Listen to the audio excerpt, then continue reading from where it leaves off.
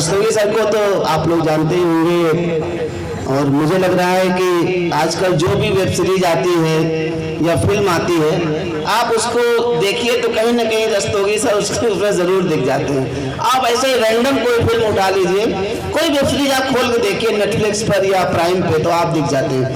और हमारे जो बगल में बैठे हुए हैं CDRI के, ये भी आप भी रिटायर्ड वैज्ञानिक हैं, डॉक्टर प्रदीप श्रीवास्तव जी, ये दुनिया के इकलौते साइंटिस्ट हैं।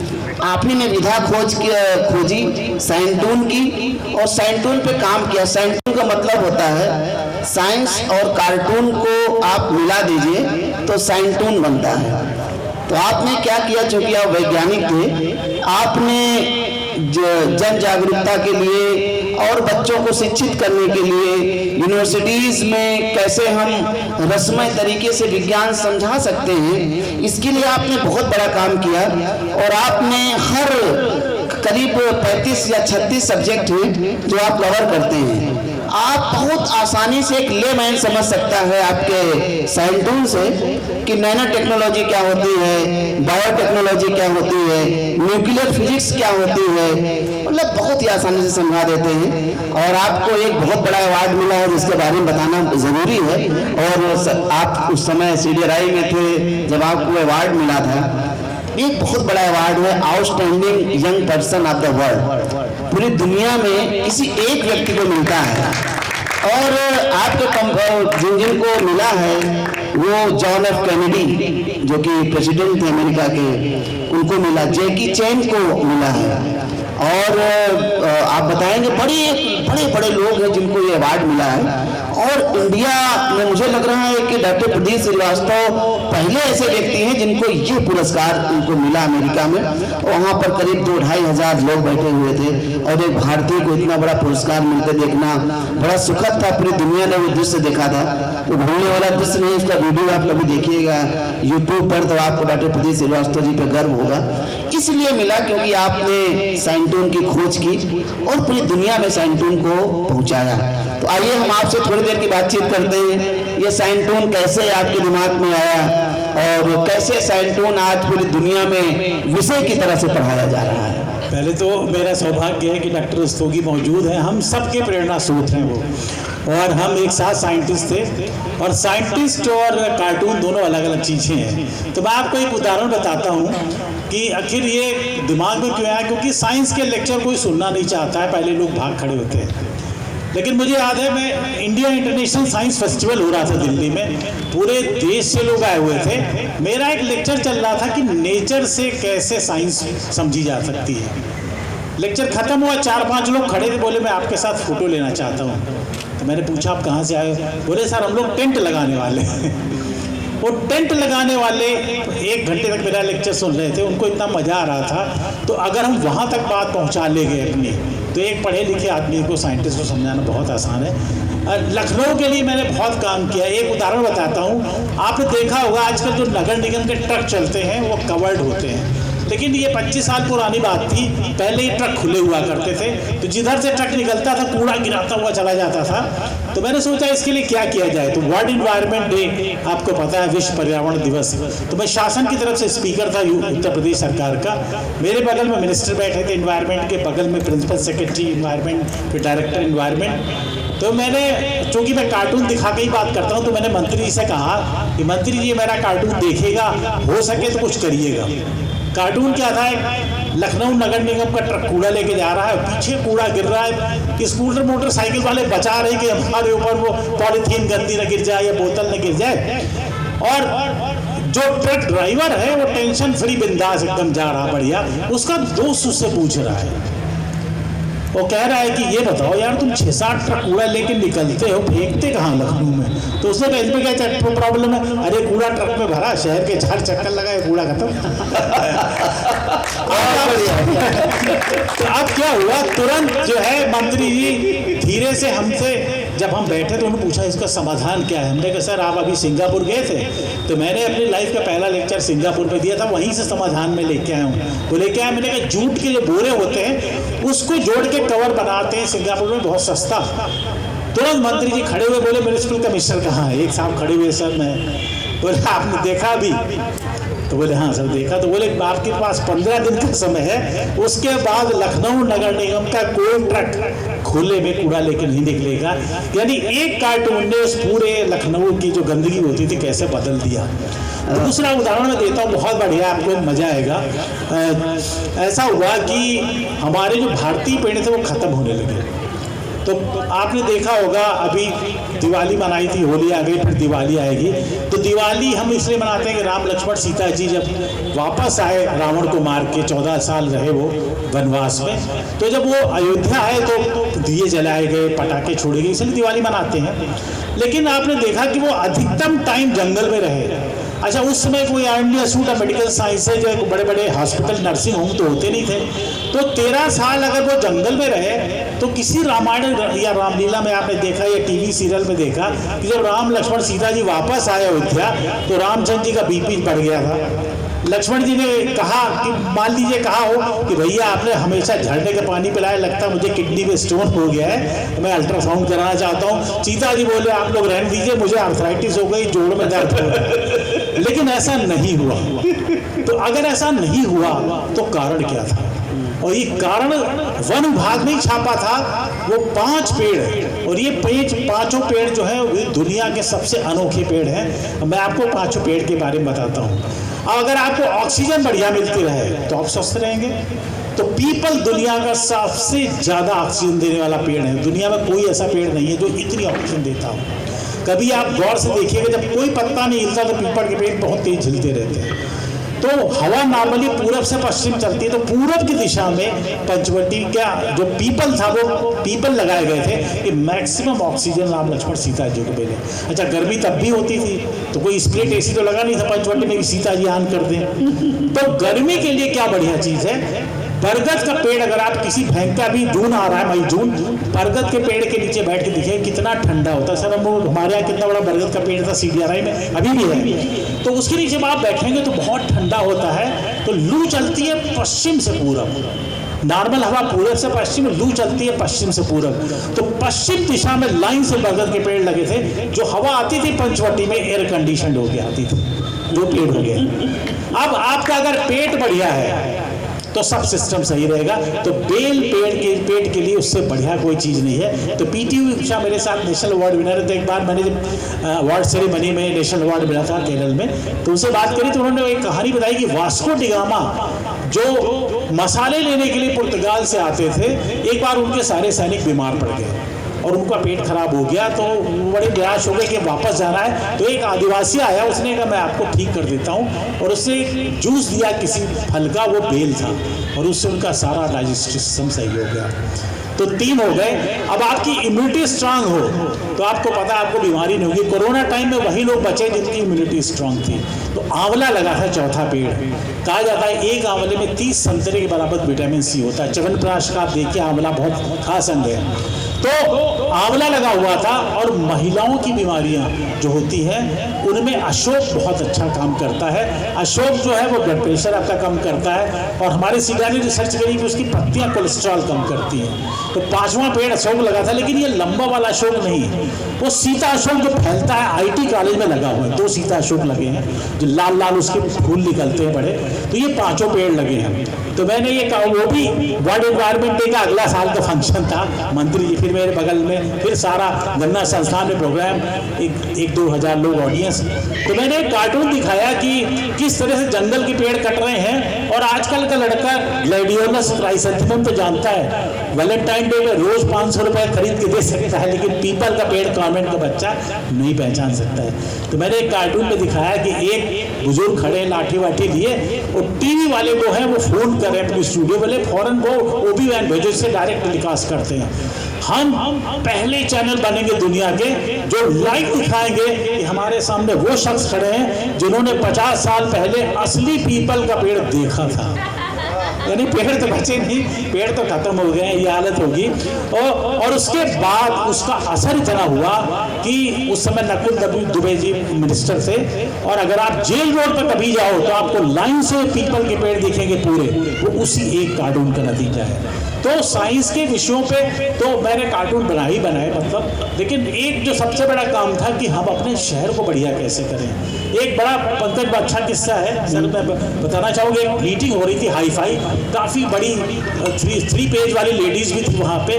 तो मेरा प्रस्ताव था, गोमती में अगर आपको याद होगा आज से 15 साल पहले बहुत झुग्गी झोपड़ी थी मनकामेश्वर के सामने, और पूरा पोल्यूशन था वहाँ, बहुत बुरी हालत थी। तो मैंने कहा इनको हटाइए, घूमते किनारे पेड़ लगा दीजिए, तो एक तो उसकी जो पूरा पोल्यूशन है कम होगा, पानी का एब्जॉर्ब कर लेते हैं पेड़ काफ़ी कुछ। तो उसमें एक लेडी बिगड़ गई कि नहीं वो बेचारे गरीब लोग हैं, we must have compassion for them, we must have love for them. अब मैं सोच रहा था, हमने कहा मैडम बहुत अच्छा लगा, आप जैसी महिलाएं लखनऊ में है, आप हमारे लखनऊ की शान है, आपका घर मैंने देखा है और उसमें बहुत बड़ा लॉन है, कम से कम 10 झोपड़ी तो लग जाएंगी, तो मैं 10 झोपड़ी वालों को आप क्या भेज देता हूँ। अरे तुरंत उखड़ गई कि मैंने उसमें कारपेट ग्रास लगाई है वो।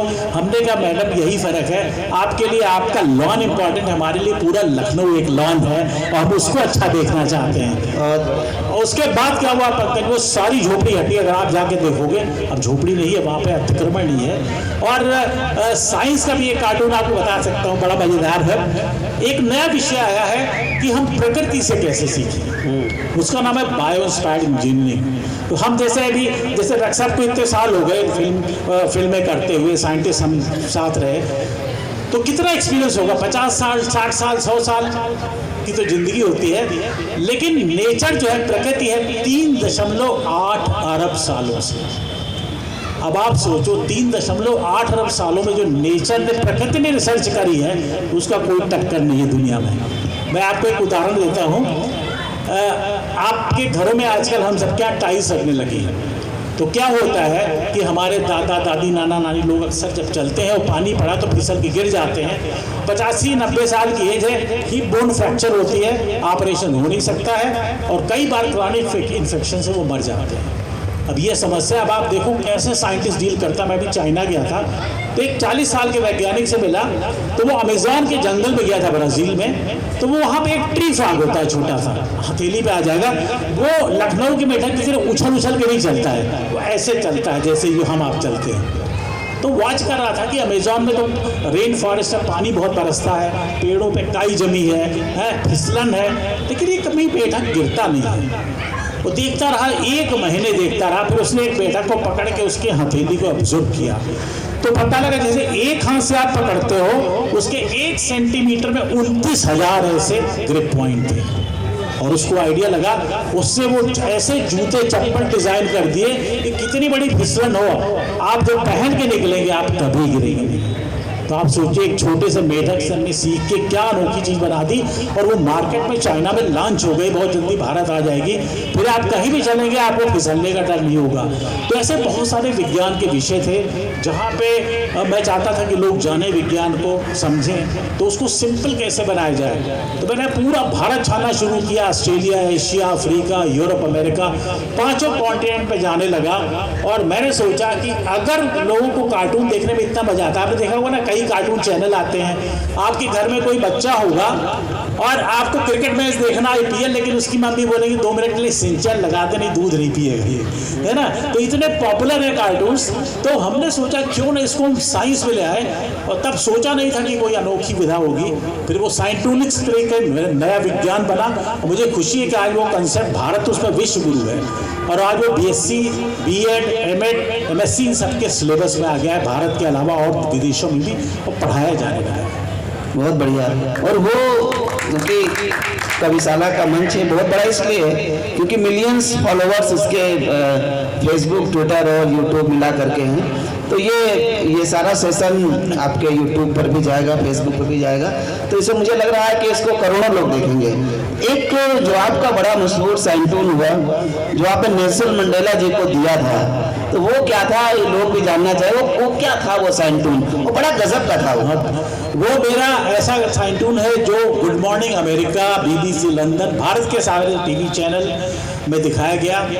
एयर इंडिया के वीआईपी बुक और अमेरिकन एयरलाइंस की वीआईपी बुक में है। मैंने उसको कलाम साहब को प्रेजेंट किया राष्ट्रपति भवन में, और उसको रणबीर कपूर कियारा आडवाणी को भी बना के दिया जब हम लोग साथ प्रोग्राम कर रहे थे।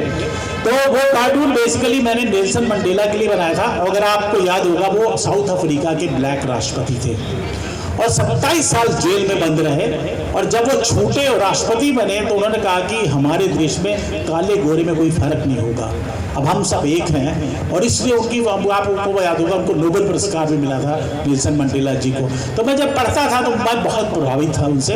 तो पता नहीं कब मैंने वो कार्टून बनाया, और कार्टून जो मैं आपको बताऊंगा तो आपको समझ में आ जाएगा कि वो रंग भेद पे है, यानी काले गोरे, जैसे हम सोचते हैं भाई काला बुरा है, गोरे अच्छे स्मार्ट हैं, ऐसा कुछ नहीं है। तो उसमें एक छोटा ब्लैक गिनी पिग है काले रंग का, वो रो रहा है, और एक छोटा उसका दोस्त है सफ़ेद चूहा, वो गुस्से में है, वो उसके साथ खेलना नहीं चाहता कि वो सोचता मैं सफ़ेद हूँ, मैं सुपीरियर हूँ, मैं ब्लैक के साथ क्यों खेलूँ। अब आप देखो, सफ़ेद चूहे की माँ, वो भी सफ़ेद चूहिया है, वो सफ़ेद चूहे की माँ उंगली कर रही है ब्लैक गिनी पिग की तरफ, लेकिन आंखें अपने बेटे की तरफ हैं, और उससे कह रही है so what if he is black, मतलब क्या हुआ अगर वो काला है, go and play with him, don't behave like human beings, आदमी की तरह व्यवहार न करो। और जब मैं लेके गया साउथ अफ्रीका, तो उसके पहले मैंने कलाम साहब को राष्ट्रपति भवन में बना के दिखाया। तो कलाम साहब अकेले आदमी थे जिन्होंने देखा कि वो कितने सेकेंड्स में मैंने कंप्लीट किया। बोले यू टुक ओनली 42 सेकेंड्स। तो मैंने कहा सर मैं साउथ अफ्रीका जा रहा हूँ, मैं उनको देना चाहता हूँ नेल्सन मंडेला जी को। बोले मैं फ़ोन उनको कर देता हूँ और you go and meet him. फिर वो राष्ट्रपति भवन के अंदर गए, फिर वापस आए, बोले अभी वो बीमार चल रहे हैं। तो मैंने कह तो दिया उसे, लेकिन वो किसी मिनिस्टर को भेजेंगे अपने। तो उन्होंने अपने साइंस एंड टेक्नोलॉजी मिनिस्टर को भेजा, और जब उससे वो कार्टून देखा तो मैं आपको बताऊं उसके आंखों में आंसू आ गए। वो भी एक ब्लैक पर्सन था। उसने कहा आपके कार्टून को हमने असलियत में भोगा है, ज़िंदगी देखी है कि ब्लैक लोगों के साथ कैसा व्यवहार किया जाता है। तो वो कार्टून एक छोटा सा कार्टून था, लेकिन उसने हिला दिया। और पंकज, जब अमेरिका में मुझे पुरस्कार मिला तो 4,500 लोग मेरे सामने थे, 140 देशों के। प्यूर्टो रिको जो ब्राज़ील के पास है, अमेरिका का आइलैंड, वहाँ पे ये सेरेमनी थी। पहली रात ही मैंने कम से कम कई 100 बार अपने ऑटोग्राफ के साथ वो कार्टून बना के दिया था।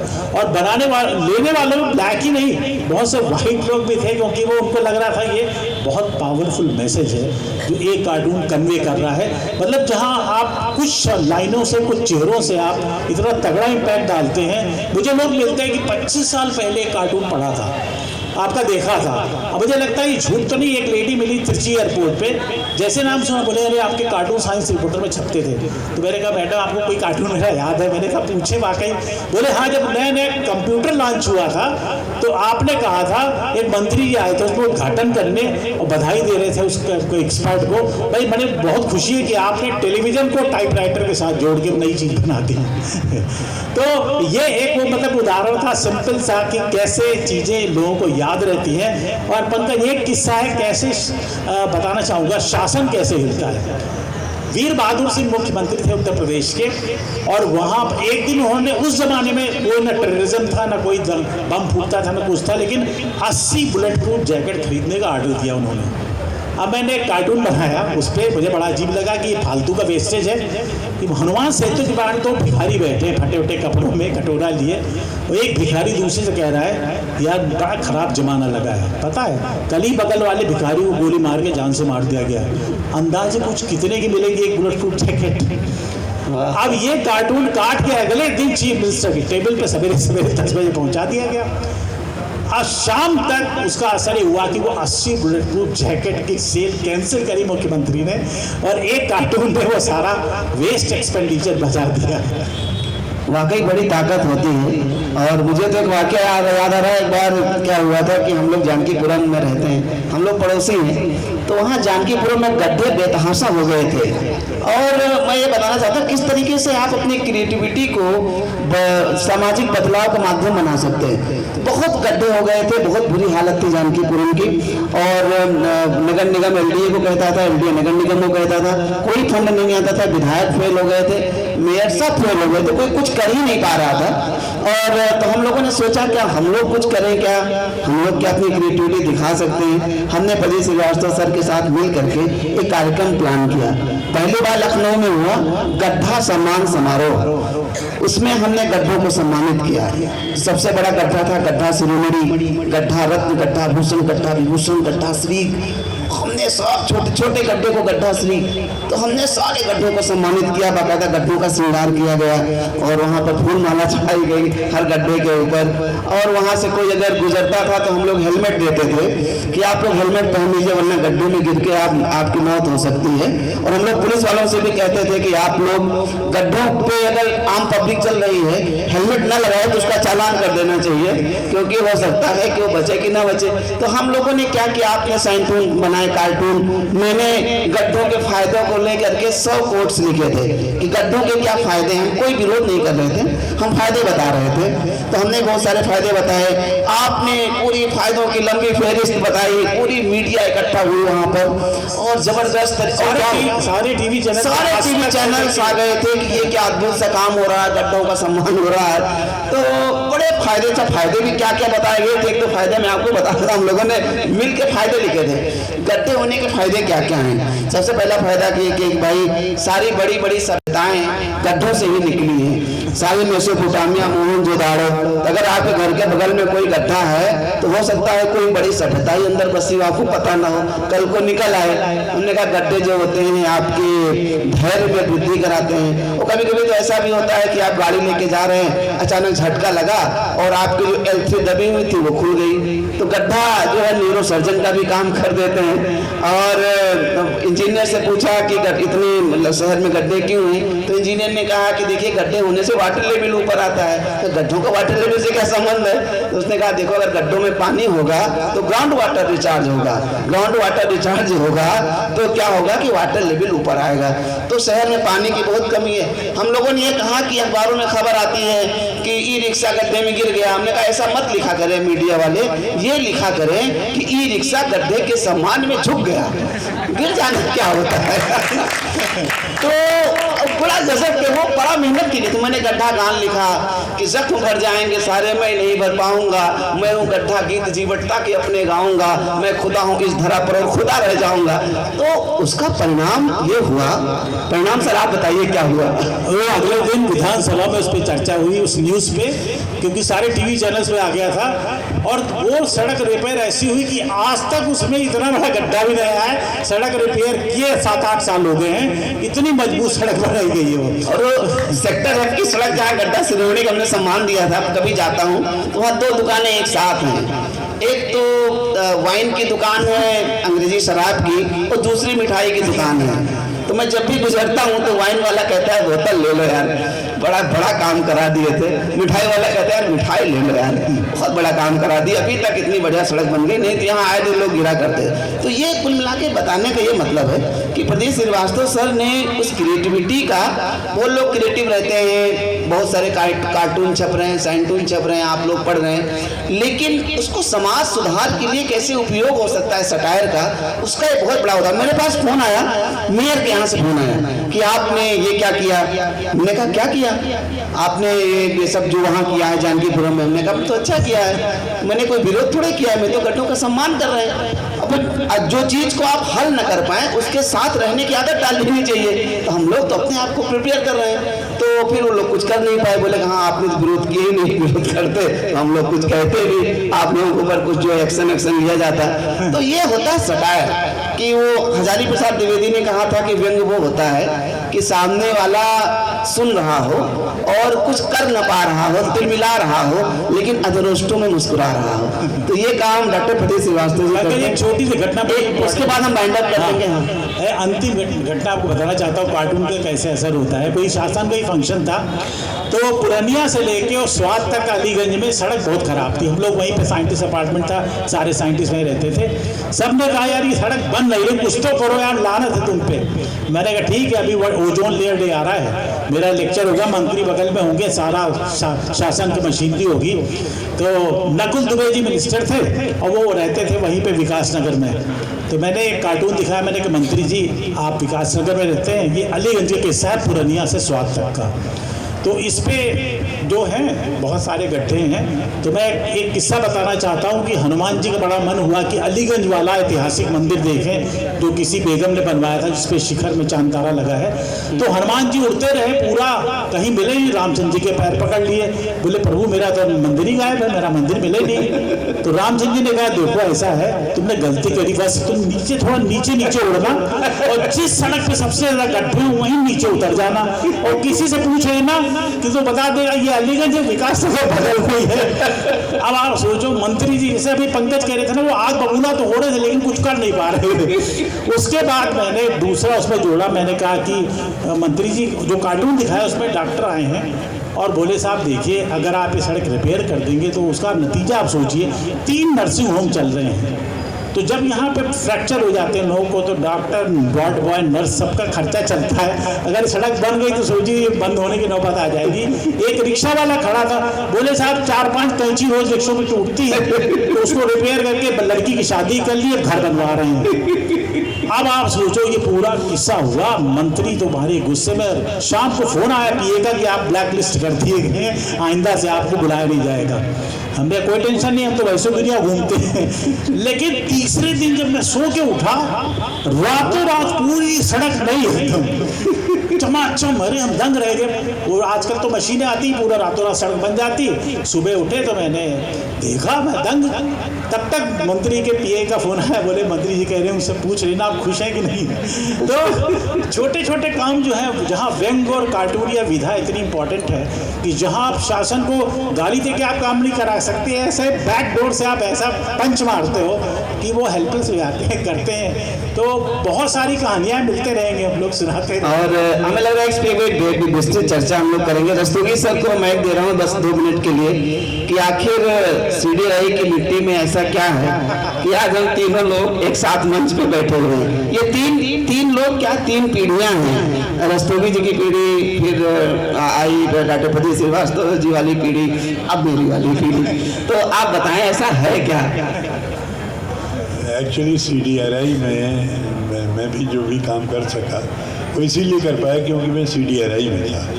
वहाँ भी हुआ ये कि मैं नाटक करता था, तो वहाँ क्लब सेक्रेटरी साहब ने एक दिन बाहर मेरा नाटक देख लिया। अरे कहने तू तो बड़ा अच्छा नाटक करता है, यहाँ क्यों नहीं करता है? अरे मैंने कहा सर नौकरी से निकाल दिया जाऊँगा। बोले नहीं तुम करो तो यहाँ।